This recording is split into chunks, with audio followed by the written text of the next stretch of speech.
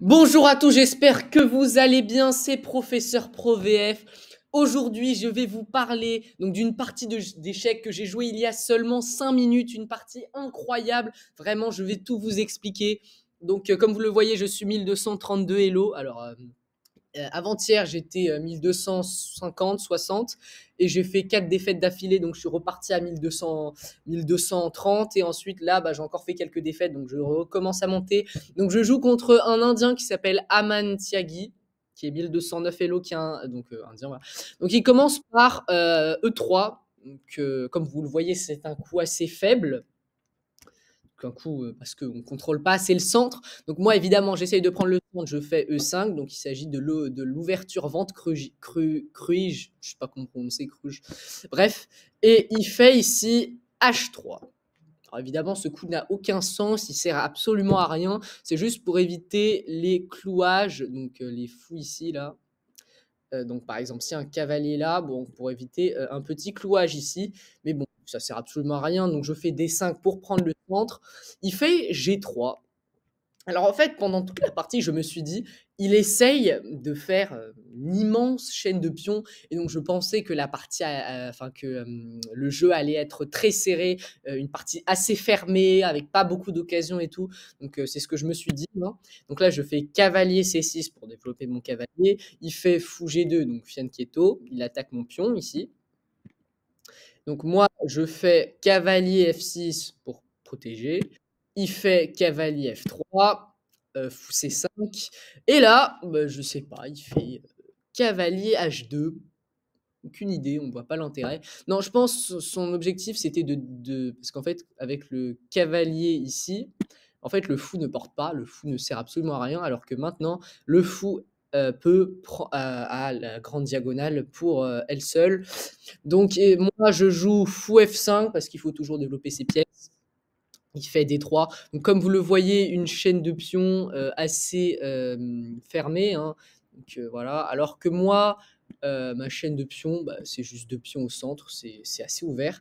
Donc là, je fais un petit roc. Il fait B3. Donc, vous avez compris son idée. Je fais E4 pour tenter, donc pour, en fait, tout simplement pour que le fou ne puisse pas taper sur la tour. Il fait D4. Donc, alors évidemment, là, on voit une chaîne de pions ici. Donc, je déplace mon fou. Il fait fou B2. Je fais dame D7. Il fait H4. Alors, évidemment, comme je vous l'ai dit, son but, c'est d'avoir une chaîne de pions ici que j'ai difficilement réussi à passer, mais ce n'est pas grave. Je fais tour FE8. Il fait cavalier C3. Et là, je fais cavalier G4. Alors là, en fait, je veux juste proposer, l'échange et mettre mon fou ici pour attaquer la dame. Bon, après, voilà, donc il prend, je reprends, il bouge sa dame, c'est bien. Je double mes tours, je mets ma deuxième tour sur près de l'autre tour au centre. Il fait cavalier E2, très bon coup, hein. Moi, je mets fou A5, donc je fais un clouage à la dame, mais il y a tout simplement C3 ou alors fou C3 qui est gagnant. Donc, alors, je prends le cavalier. Apparemment, c'est mauvais. C'est pas grave, hein, la position est égale. Donc, il reprend de la dame. Et là, je fais B5. Donc, c'est une gaffe parce que, en fait, je l'ai remarqué 2 secondes après avoir joué le coup. Il y a dame prend, tout simplement.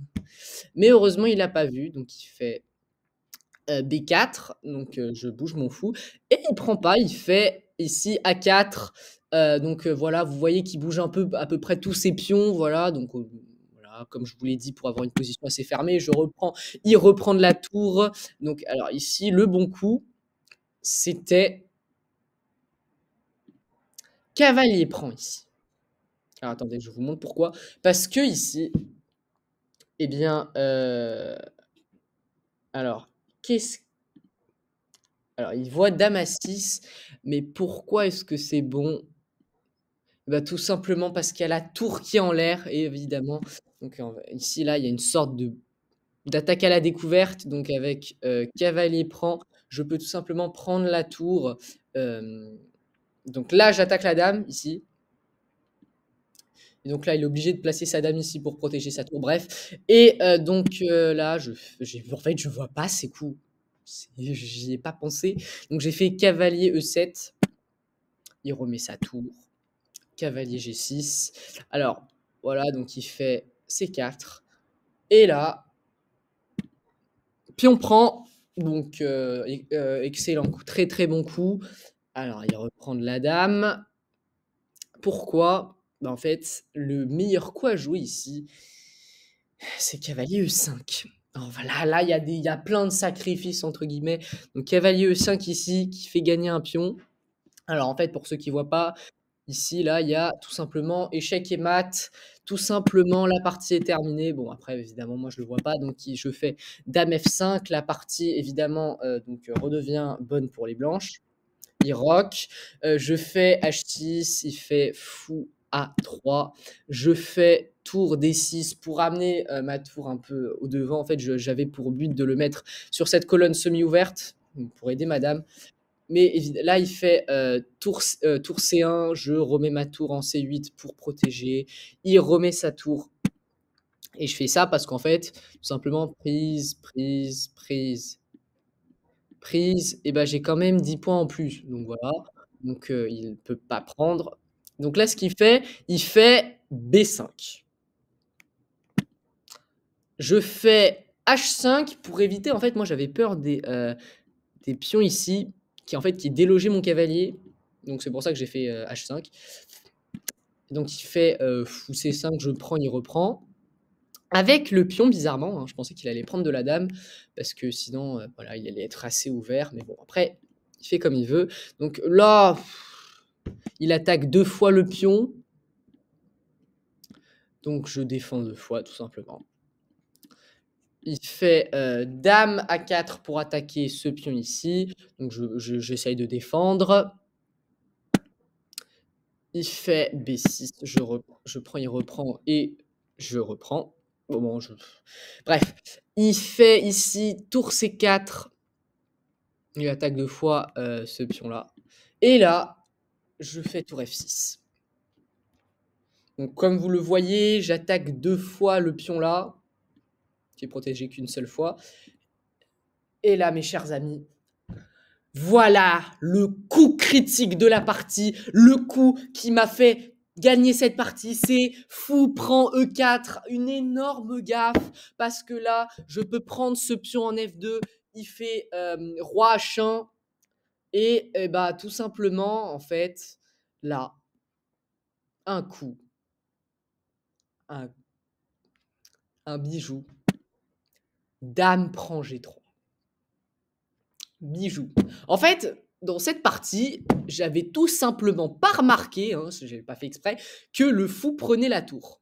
Je l'avais pas remarqué du tout. Vraiment, genre, je l'avais pas remarqué. Quand il l'a pris, je me suis dit, ah, oh no, my rook, tu vois. C'est le sacrifice, sa rook. Voilà, bon bref, je pense que vous connaissez Gotham Chess. Et là, bah, le très bon coup, tour F2, hein, il y a mat imparable. Parce que bah, tout simplement, il y a dame ici, imparable. Donc évidemment, il essaye de gagner du temps. Hein, il fait dame 8, dame 8 échec. Je vais là et il fait ça. Donc un bon coup. Alors ici, il y a tout simplement tour là, échec et mat. Mais moi, j'ai envie de l'humilier. Donc je prends sa dame. Il revient en G2 pour éviter un échec et mat, tout simplement. Je reviens là. Il protège. Je prends le pion, hein, parce que j'essaie de l'humilier. Il fait ça, alors pas très bon.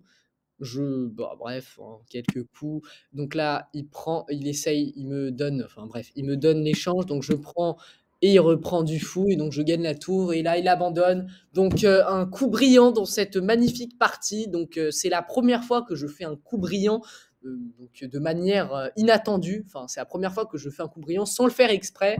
Donc, par exemple, soit c'est des coups que je connaissais, soit c'est un coup logique. Mais là, c'est la première fois que je fais un coup brillant sans le faire exprès. Donc, c'était Professeur Pro VF. Donc, j'espère que cette vidéo vous aura plu. Et on se dit à la prochaine. Ciao, ciao!